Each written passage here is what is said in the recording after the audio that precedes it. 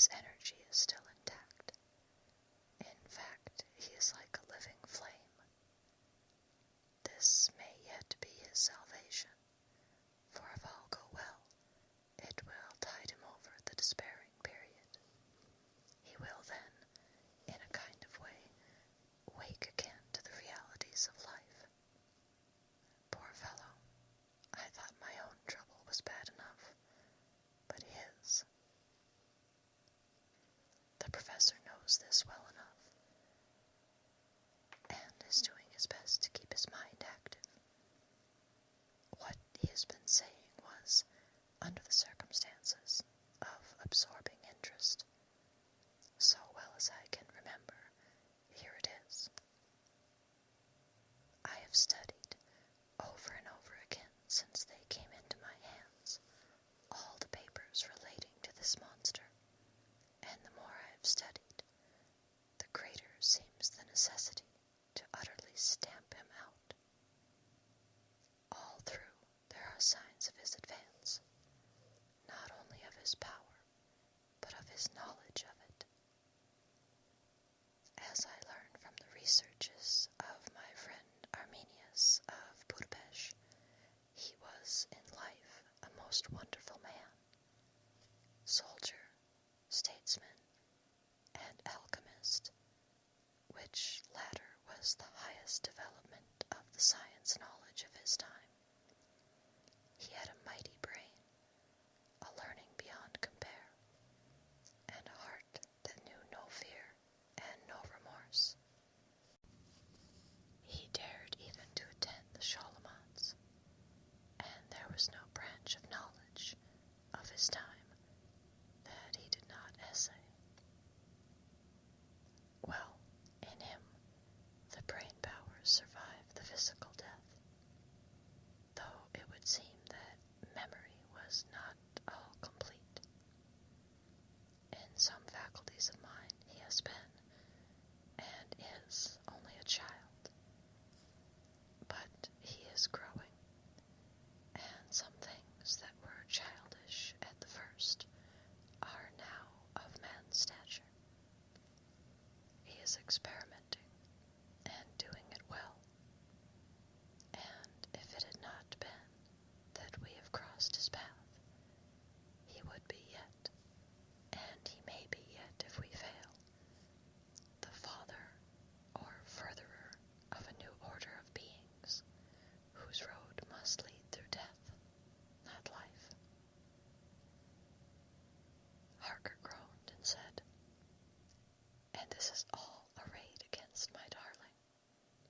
But how is he experimenting? The knowledge may help us to defeat him." He has all along, since his coming, been trying his power, slowly but surely. That big child brain of his is working. Well for us, it is as yet a child brain, for had he dared, at the first, to attempt certain things, he would long ago have been beyond our power.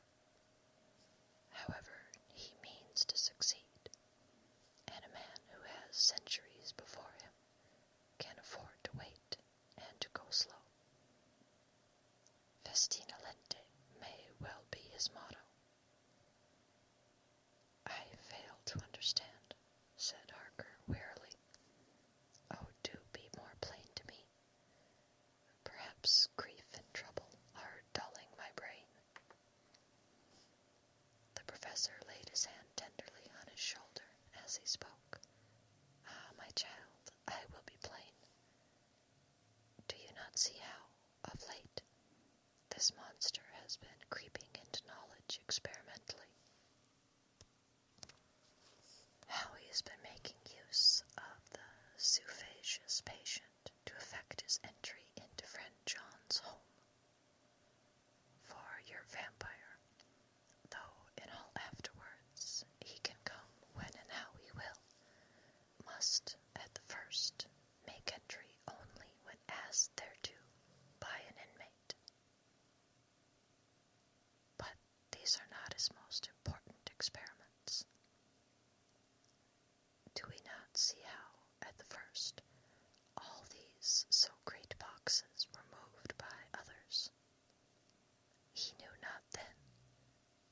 must be so.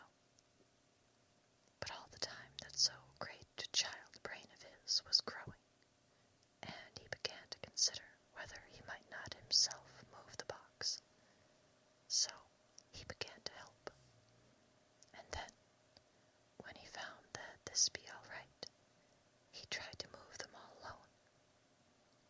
And so he progress, and he scatter these graves of him, and none but he know where they are hidden. He may have intended to bury them deep in the ground, so that only he use them in the night, or at such time as he can change his form, they do him equal well, and none may know these are his hiding place. But, my child, do not despair. This knowledge came to him just too late. Already all of his lairs but one be sterilized as for him, and before the sunset this shall be so. Then he have no place where he can move and hide. I delayed this morning, so we might be sure. Is there not more at stake for us than for him? Then why not be more careful than him? But, my clock, it is 1 hour, and already, if all be well, friend Arthur and Quincy are on their way to us. Today is our day, and we must go sure, if slow, and lose no chance. See, there are 5 of us when those absent ones return. Whilst we were speaking, we were startled by a knock at the hall door, the double postman's knock of the telegraph boy. We all moved out to the hall with one impulse, and Van Helsing, holding up his hand to keep silence, stepped to the door and opened it. The boy handed in a dispatch. The professor closed the door again, and after looking at the direction, opened it and read aloud. Look out for D. He has just now, 12:45, come from Carfax hurriedly, and hastened towards the south. He seems to be going the round, and may want to see you. Mina.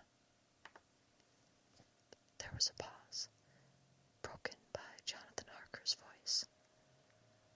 Now, God be thanked, we shall soon meet. Van Helsing turned to him quickly and said, God will act in his own way and time. Do not fear, and do not rejoice as yet.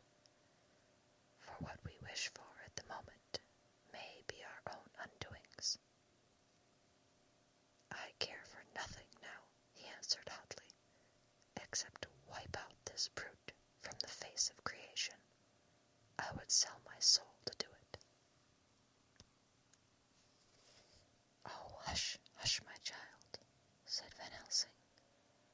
God does not purchase souls in this wise, and the devil, though he may purchase, does not keep faith. But God is merciful and just, and knows your pain and your devotion to that dear Madam Mina.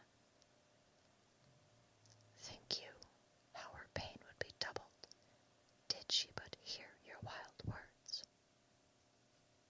Do not fear any of us.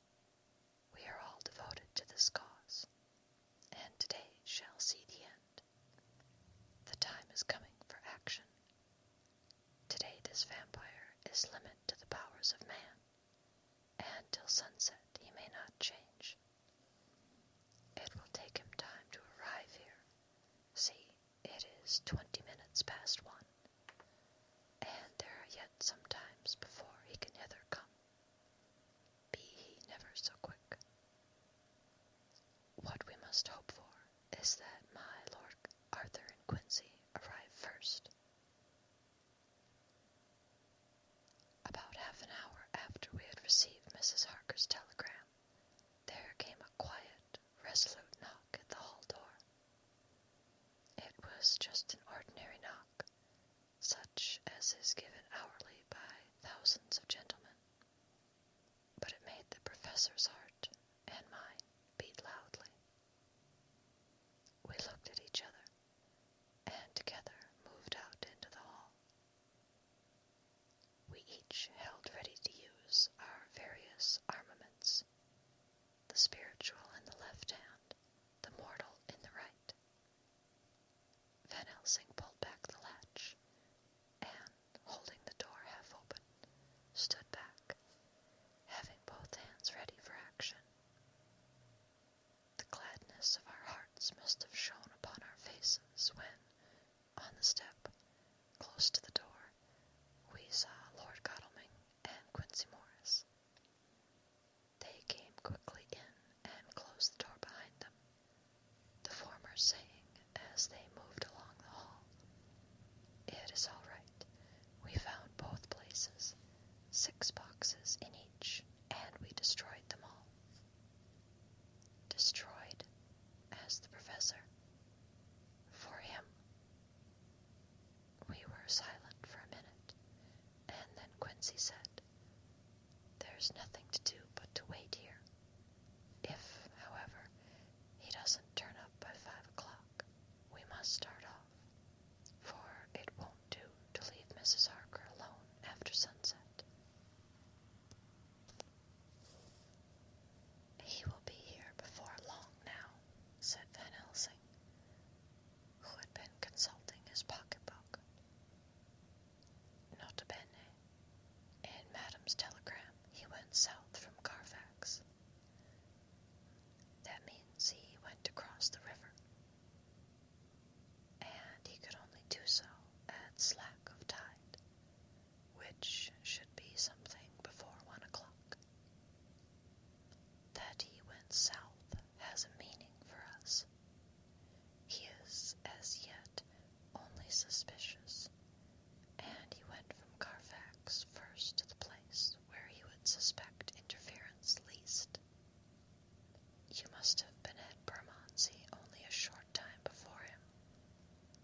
That he is not here already shows that he went to Mile End next. This took him some time, for he would have to be carried over the river in some way. Believe me, my friends, we shall not have long to wait now. We should have ready some plan of attack, so that we may throw away no chance. Hush, there is no time now. Have all your arms. Be ready." He held up a warning hand as he spoke, for we could all hear a key softly inserted in the lock of the hall door. I could not but admire, even at such a moment, the way in which a dominant spirit asserted itself. In all our hunting parties and adventures in different parts of the world, Quincy Morris had always been the one to arrange the plan of action, and Arthur and I had been accustomed to obey him implicitly. Now, the old habit seemed to be renewed instinctively. With a swift glance around the room, he at once laid out our plan of attack, and, without speaking a word, with a gesture, placed us each in position. Van Helsing, Harker, and I were just behind the door, so that when it was opened, the professor could guard it, whilst we two stepped between the incomer and the door.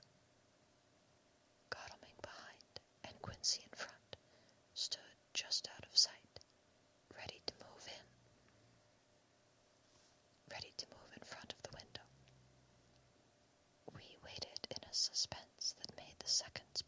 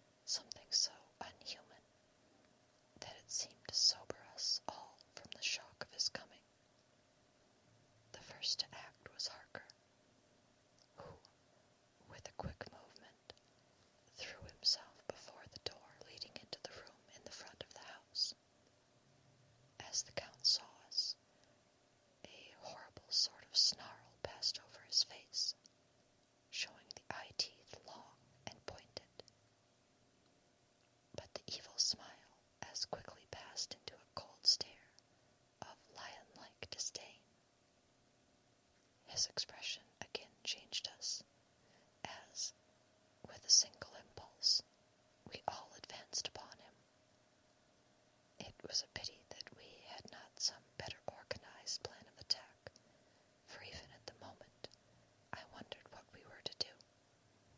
I did not myself know whether our lethal weapons would avail us anything. Harker evidently meant to try the matter, for he had ready his great kukri knife, and made a fierce and sudden cut at him. The blow was a powerful one. Only the diabolical quickness of the Count's leap back saved him. A second less, and the trenchant blade had shorn through his heart. As it was, the point just cut the cloth of his coat, making a wide gap whence a bundle of banknotes and a stream of gold fell out. The expression of the Count's face was so hellish that for a moment I feared for Harker, though I saw him throw the terrible knife aloft again for another stroke. Instinctively I moved forward with a protective impulse, holding the crucifix and wafer in my left hand. I felt a mighty power fly along my arm, and it was without surprise that I saw the monster cower back before a similar movement made spontaneously by each one of us. It would be impossible to describe the expression of hate and baffled malignity, of anger and hellish rage, which came over the Count's face. His waxen hue became greenish-yellow by the contrast of his burning eyes, and the red scar on the forehead showed on the pallid skin like a palpitating wound. The next instant, with a sinuous dive, he swept under Harker's arm, ere his blow could fall, and, grasping a handful of the money from the floor, dashed across the room, threw himself at the window. Amid the crash and glitter of the falling glass, he tumbled into the flagged area below.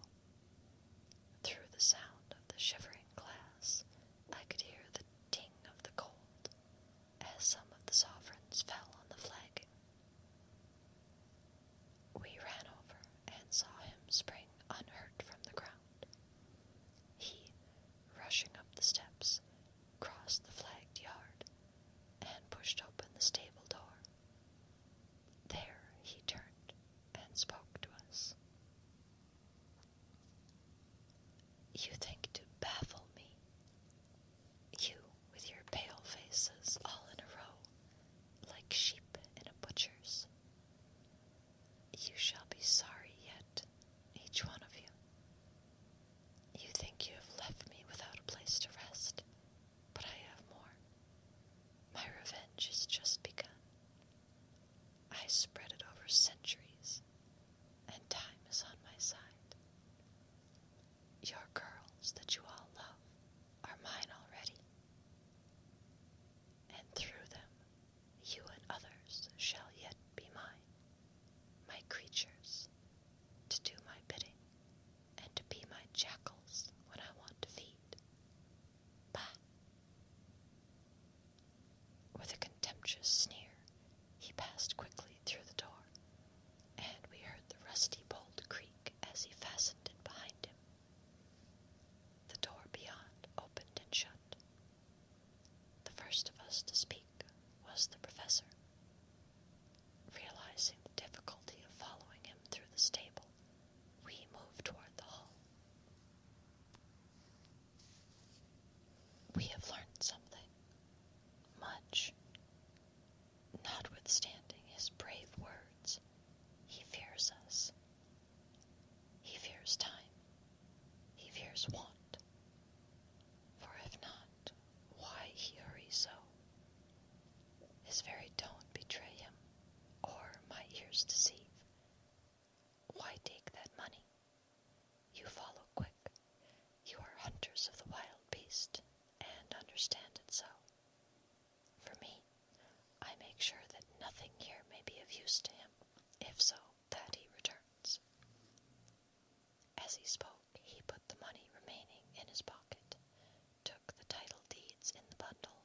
Mrs. Harker had left them, and swept the remaining things into the open fireplace, where he set fire to them with a match. Godalming and Morris had rushed out into the yard, and Harker had lowered himself from the window to follow the Count. He had, however, bolted the stable door, and by the time they had forced it open, there was no sign of him. Van Helsing and I tried to make inquiry at the back of the house, but the mews was deserted, and no one had seen him depart. It was now late in the afternoon, and sunset was not far off. We had to recognize that our game was up. With heavy hearts, we agreed with the professor when he said, "Let us go back to Madam Mina. Poor dear Madam Mina. All we can do just now is done, and we can, there at least, protect her. But we need not despair. There is but one more earth box, and we must try to find it. When that is done, all may yet be well." I could see that he spoke as bravely as he could to comfort Harker. The poor fellow was quite broken down. Now and again he gave a low groan which he could not suppress. He was thinking of his wife. With sad hearts we came back to my house, where we found Mrs. Harker waiting us with an appearance of cheerfulness which did honor to her bravery and unselfishness. When she saw our faces, her own became as pale as death. For a second or two her eyes were closed, as if she were in secret prayer. And then she said, cheerfully, "I can never thank you all enough. Oh, my poor darling." As she spoke, she took her husband's gray head in her hands and kissed it. "Lay your poor head here and rest it. All will yet be well, dear. God will protect us, if he so will it, in his good intent." The poor fellow groaned. There was no place for words in his sublime misery. We had a sort of perfunctory supper together, and I think it cheered us all up somewhat. It was, perhaps, the mere animal heat of food to hungry people, for none of us had eaten anything since breakfast. Or the sense of companionship may have helped us, but anyhow, we were all less miserable, and saw the morrow as not altogether without hope. True to our promise, we told Mrs. Harker everything which had passed, and although she grew snowy white at times, when danger had seemed to threaten her husband, and red at others when his devotion to her was manifested, she listened bravely and with calmness. When we came to the part where Harker had rushed at the Count so recklessly, she clung to her husband's arm and held it tight, as though her clinging could protect him from any harm that might come. She said nothing, however, till the narration was all done,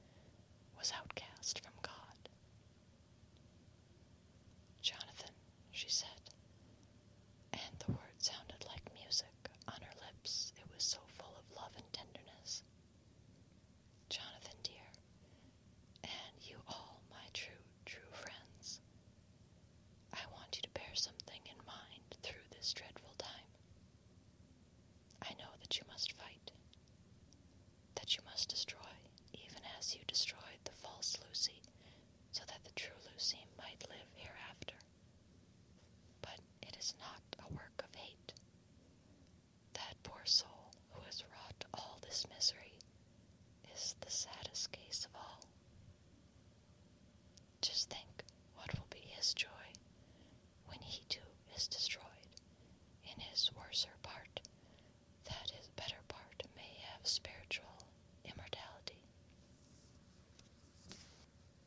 You must be pitiful to him too, though it may not hold your hands from his destruction. As she spoke, I could see her husband's face darken and draw together, as though the passion in him were shriveling his being to its core. Instinctively, the clasp on his wife's hand grew closer, till his knuckles looked white. She did not flinch from the pain which I knew she must have suffered, but looked at him with eyes that were more appealing than ever. As she stopped speaking, he leapt to his feet, almost tearing his hand from hers as he spoke. May God give him into my hand, just for long enough to destroy that earthly life of him which we are aiming at. If beyond it I could send his soul forever and ever to burning hell, I would do it. Oh, hush. Oh, hush, in the name of the good God. Don't say such things, Jonathan, my husband, or you will crush me with fear and horror. Just think, my dear. I have been thinking this all day long, all this long, long day of it, that perhaps someday I too may need such pity, and that some other like you, and with equal cause for anger, may deny it to me. Oh, my husband, indeed I would have spared you such a thought had there been another way. But I pray that God may not have treasured your wild words, except as the heartbroken wail of a very loving and sorely stricken man. Oh God, let these poor white hairs go in evidence of what he has suffered, who all his life has done no wrong, and on whom so many sorrows have come. We men were all in tears now. There was no resisting them, and we wept openly. She wept too, to see that her sweeter counsels had prevailed. Her husband flung himself on his knees beside her, and, putting his arms round her, hid his face in the folds of her dress. Van Helsing beckoned to us, and we stole out of the room, leaving the two loving hearts alone with their God. Before they retired, the professor fixed up the room against any coming of the vampire, and assured Mrs. Harker that she might rest in peace. She tried to school herself to the belief, and manifestly for her husband's sake tried to seem content. It was a brave struggle, and was, I think and believe, not without its reward. Van Helsing had placed at hand a bell which either of them was to sound in case of any emergency. When they had retired, Quincy, Godalming, and I arranged that we should sit up, dividing the night between us, and watch over the safety of the poor stricken lady. The first watch falls to Quincy, so the rest of us shall be off to bed as soon as we can. Godalming has already turned in, for his is the second watch. Now that my work is done, I, too, shall go to bed. And next we have a passage from Jonathan Harker's journal. The 3rd and 4th of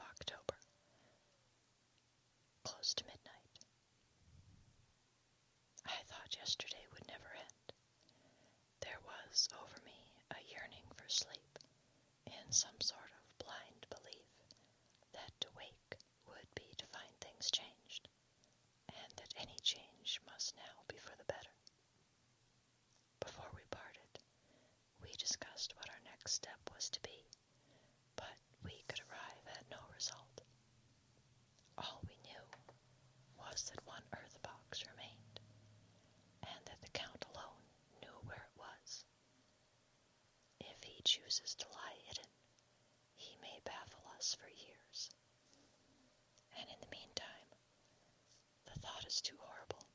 I dare not think of it even now. This I know, that if ever there was a woman who was all perfection, that one is my poor wrong darling. I loved her 1,000 times more for her sweet pity of last night, a pity that made my own hate of the monster seem despicable. Surely God will not permit the world to be the poorer by the loss of such a creature. This is hope to me. We're all drifting reefwards now, and faith is our only anchor. Thank God, Mina is sleeping, and sleeping without dreams. I fear what her dreams might be like, with such terrible memories to crown them in. She has not been so calm, within my seeing, since the sunset. Then, for a while, there came over her face a repose which was like spring after the blasts of March. I thought at the time that it was the softness of the red sunset on her face, but somehow now I think it has a deeper meaning. I am not sleepy myself, though I am weary to death.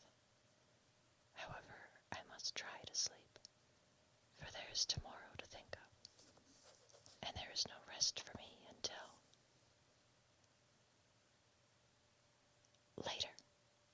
I must have fallen asleep, for I was awakened by Mina, who was sitting up in bed, with a startled look on her face. I could see easily, for we did not leave the room in darkness. She had placed a warning hand over my mouth, and now she whispered in my ear, "Hush, there is someone in the corridor."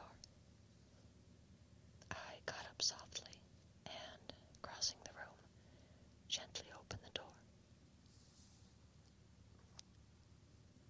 Just outside, stretched on a mattress, lay Mr. Morris, wide awake. He raised a warning hand for silence as he whispered to me, "Hush, go back to bed. It is all right. One of us will be here all night. We don't mean to take any chances." His look and gesture forbade discussion, so I came back and told Mina.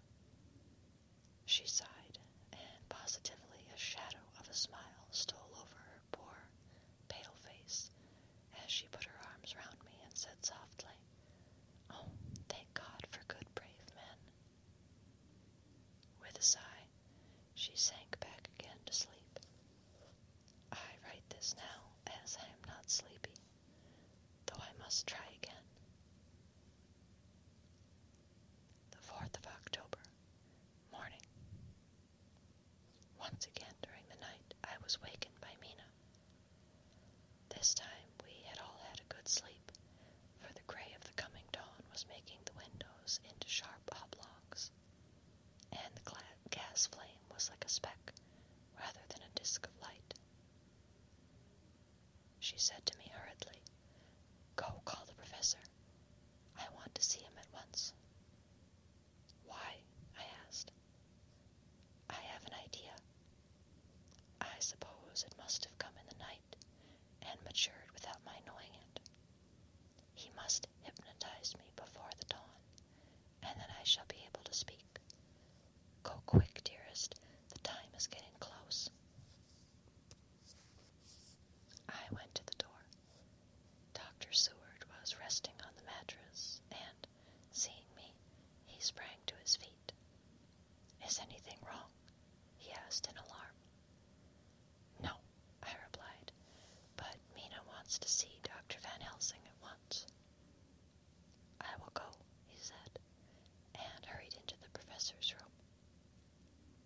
2 or 3 minutes later, Van Helsing was in the room in his dressing gown, and Mr. Morris and Lord Godalming were with Dr. Seward at the door asking questions.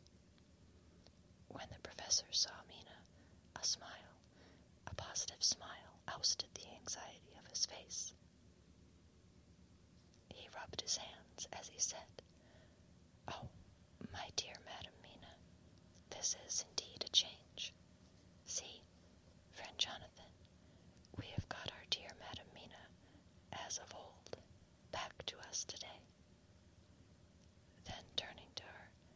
said cheerfully. "And what am I to do for you? For at this hour you do not want me for nothing." "I want you to hypnotize me," she said. "Do it before the dawn, for I feel that then I can speak, and speak freely. Be quick, for the time is short." Without a word, he motioned her to sit up in bed. Looking fixedly at her, he commenced to make passes in front of her, from the top of her head downward, with each hand in turn.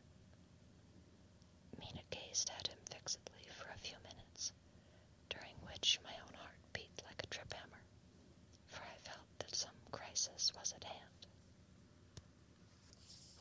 Gradually her eyes closed, and she sat stock still. Only by the gentle heaving of her bosom could one know that she was alive. The professor made a few more passes and then stopped, and I could see that his forehead was covered with great beads of perspiration. Mina opened her eyes, but she did not seem the same woman. There was a faraway look in her eyes, and her voice had a sad dreaminess which was new to me. Raising his hand to impose silence, the professor motioned to me to bring the others in. They came on tiptoe, closing the door behind them, and stood at the foot of the bed, looking on. Mina appeared not to see them. The stillness was broken by Van Helsing's voice, speaking in a low, level tone which would not break the current of her thoughts. "Where are you?" The answer came in a neutral way. "I do not know. Sleep has no place it can call its own." For several minutes there was silence. Mina sat rigid, and the professor stood staring at her fixedly. The rest of us hardly dared to breathe. The room was growing lighter. Without taking his eyes from Mina's face, Dr. Van Helsing motioned to me to pull up the blind. I did so, and the day seemed just upon us. A red streak shot up, and a rosy light seemed to diffuse itself through the room. On the instant, the professor spoke again. "Where are you now?" The answer came dreamily, but with intention. It were as though she were interpreting something. I have heard her use the same tone when reading her shorthand notes. "I do not know. It is all strange to me." "What do you see?" "I can see nothing. It is all dark." "What do you hear?" I could detect the strain in the professor's patient voice. "The lapping of water. It is gurgling by, and little waves leap. I can hear them on the outside." "Then you are on a ship." We all looked at each other, trying to glean something each from the other. We were afraid to think. The answer came quick. "Oh, yes." "What else do you hear?" "The sound of men stamping overhead as they run about. There is the creaking of a chain, and the loud tinkle as the check of the capstan falls into the ratchet." "What are you doing?" "I am still. Oh, so still. It is like death." The voice faded away into a deep breath as of one sleeping, and the open eyes closed again.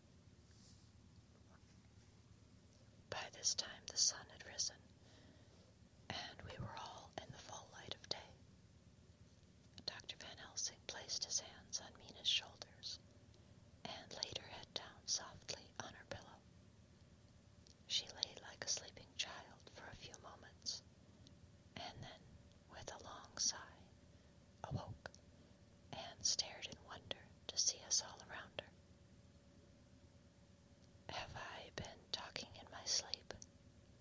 was all she said. She seemed, however, to know the situation without telling, though she was eager to know what she had told. The professor repeated the conversation, and she said, "Then there is not a moment to lose. It may not be yet too late." Mr. Morris and Lord Godalming started for the door, but the professor's calm voice called them back. "Stay, my friends. That ship, wherever it was weighing anchor at the moment in your so great port of London. Which of them is it that you seek? God be thanked that we have once again a clue, though whither it may lead us we know not. We have been blind somewhat, blind after the manner of men.